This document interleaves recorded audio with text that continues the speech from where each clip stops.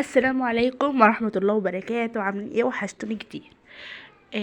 كنت قاعدة كده وبفكر مش عارفة هعمل اكل ايه النهاردة. فجت لي فكرة في دماغي كده ان انا عندي صدر فرخة في التلاجة. فروحت بقى طلعته وهو متلج كده على طول. وبدأت ان انا قطعته كده شرايح عشان اعمله بانيه. هنعمل بانيه ومكرونة النهاردة. وعملت لهم تتبيلة حلوة قوي في الخلاط كده. حطيت بصلة ومعاها طماطمايه وقرن فلفل، وكمان معاها كده عصير نص ليمونه وشويه خل. وضربتهم كده في الخلاط وبعدين صفيتهم. شلت الميه بتاعتهم خدتها، والتفل استغنيت عنه مش عاوزاه. ونزلت في قلبه وحطيت عليه التوابل، طبعا بهارات فراخ وكمون وفلفل اسود وبابريكا. وقلبت كل الكلام ده مع بعضه وحطيت فيه البانيه بتاعي. وركنته كده على الرخامه لمده ساعتين. على ما خلصت شغلي وكنت مشغله الغساله وكده وخلصت. وجيت بقى نجهز البانيه مع بعض. جبت 3 بيضات، حطيت عليهم معلقتين خل وشويه فلفل اسود، وطبق فيه دقيق وطبق فيه فيجيتار. آه، فيجيتار كده اول مره اجيبه لقيته لونه كده ابيض من كنور. مش عارفه ليه لونه ابيض، اول مره اجيبه يبقى ابيض كده. وبقيت اشيل البانيه من التتبيله احطه في الدقيق وبعدين اشيله في البيض وبعدين من البيض على الفيجيتار. دقيق بيض فيجيتار، دقيق بيض فيجيتار. فضلت على كده لحد ما خلصت الكميه اللي معايا كلها.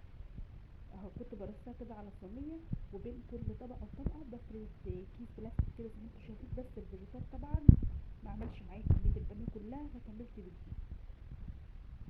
الفيجيتار ما كفاش كميه البانيه كلها فكملت بدقيق. وحطيتهم كده في الفريزر لمدة ساعة.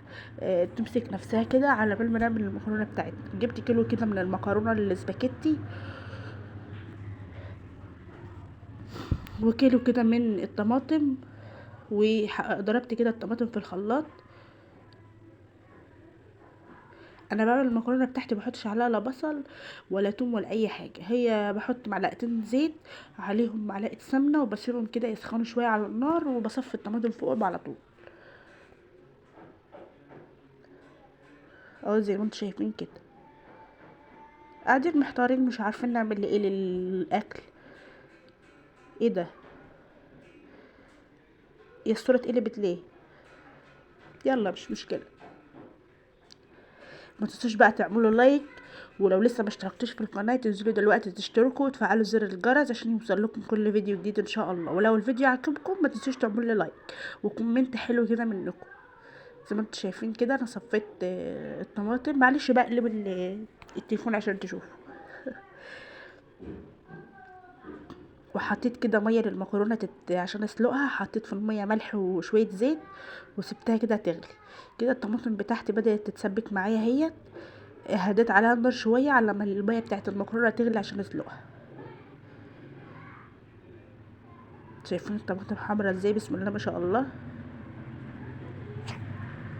وهنا كنت بقول لكم ان الانبوبه بتاعتي خلصت، فجبت لها شويه ميه من السخان كده سخنين وعلت معايا على طول. دلوقتي بقى الميه بتاعتي غلت، فجبت المكرونه وقطعتها كده نصين وحطيتها في الميه دي هسلقها.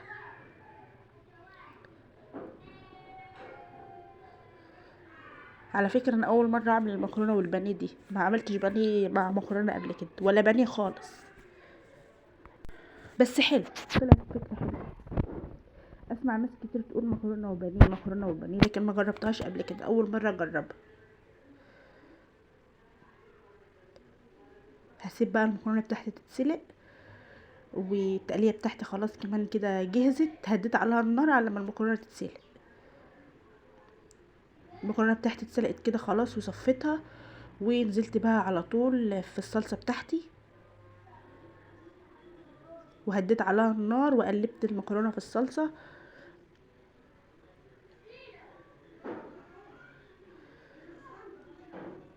قلب قلب قلب. غطي بقى الحله بقى. طلعت كمان البانيه بتاعي من الفريزر اهوت بعد مرور ساعه عليه. آه، حطيت بقى طاسه على النار. شايفين المكرونه شكلها حلو قوي وطعمها كان جميل قوي يا بنات. بالهنا والشفا على اللي كل وعليكم. جبت الطاسه كده وحطيت فيها الزيت وسبت الزيت بتاعي يسخن. ونزلت بقطع البانيه كده بس طبعا وانت بتحمري البانيه ما تبقيش تملي الطاسه كده علشان ياخد راحته ويستوي معاكي كويس. اهو زي ما انتوا شايفين كده، وكان مقرمش جدا، كنت بوريكم الصوت بس الصوت طبعا اتشال وانا بمنتج. والمكرونه طعمها جميل جدا جدا. ما تنسوش بقى يا جماعه تعملوا لايك للفيديو لو الفيديو عجبكم، تشتركوا في القناه وكمان تفعلوا زر الجرس عشان يوصلكم كل فيديو جديد. الحته ديت هي كانت معموله بالفيجيتار والباقي ده من دقيق، بس كان طعمه حلو جدا جدا وفكره حلوه، وهجربها تاني ان شاء الله. اشوفكم ان شاء الله في فيديو جديد. مع السلامه. متنسوش تعملوا اللايك.